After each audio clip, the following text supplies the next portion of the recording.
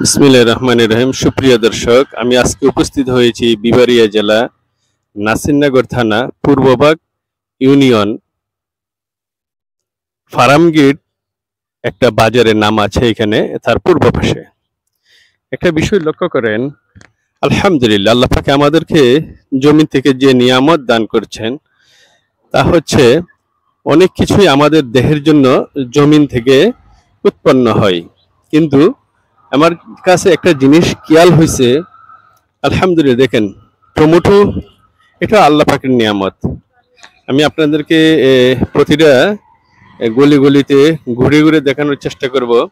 এই যে টমেটোগুলা দেখেন, মালিকরে জিজ্ঞেস করলাম যে এই অবস্থা কেন, বলতেছে যে দেখেন পাকা, একদম পাকা টমেটো, দেখেন একদম পাকা টমেটো। বলল ভাই, এই যে টমেটোগুলা দেখছেন, একটা টমেটো গাছের মধ্যে, এই যে একটা টমেটো গাছের মধ্যে অন্ততপক্ষে 2 থেকে 2.5 কেজি হবে, 3 কেজিও হবে, বেশি হবে। কিন্তু বিষয়টা হচ্ছে, মালিককে জিজ্ঞেস করলো আপনি পারছেন না কেন? বলছে ভাই, আমি কিভাবে পারবো?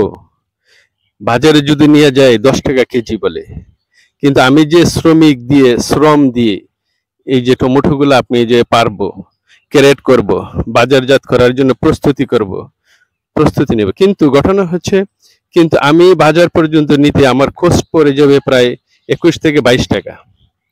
কিন্তু এখন আমি বিক্রি করার চেয়ে ক্ষেতের মধ্যে এভাবে থাকাটাই আমি মনে করি উত্তম। কারণ আমার আর এক্সট্রা এই বাড়তি খরচ লাগছে না। দেখেন আলহামদুলিল্লাহ আল্লাহ পাকে এমন নিয়ামতই দান করছে যে নিয়ামত ভরপুর।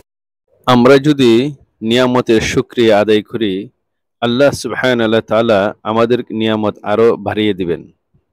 এই জন্য আল্লাহ সুবহানাহু ওয়া তাআলা বলেছেন নিয়ামতের শুকরিয়া আদায় করা। এই জন্য এই যে আপনারা যারা কৃষক আছেন, আমার একটা এই যারা যে যে থানায় অবস্থিত যে কৃষক আছেন, কৃষি অধিদপ্তর আমি দৃষ্টি আকর্ষণ করছি, যারা গ্রামের এই দুর্বল কৃষক আছেন তাদেরকে যদি ভর্তুকি দেওয়া হয় আর কৃষি করার জন্য উৎসাহিত করা হয়, আমার মনে হয় আমাদের দেশে যে কোনো যে জমিন থেকে যে ফসল উৎপন্ন হয়, ফসলগুলা সবজি, শাক সবজি যতগুলো আছে, আমাদের কোনো অভাব হবে না।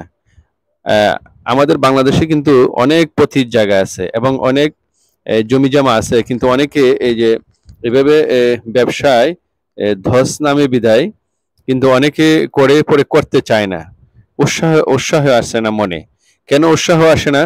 কারণ একটা ফসল করতে গেলে অনেক টাকা প্রয়োজন হয়, আর ওই টাকাটা যখন আপনার এই করার পরে যখন দেখা যায় তা পুঁজি আসে না, তখন মনটা ভেঙে যায়, পরের বছর আর তার করার ইচ্ছে থাকে না।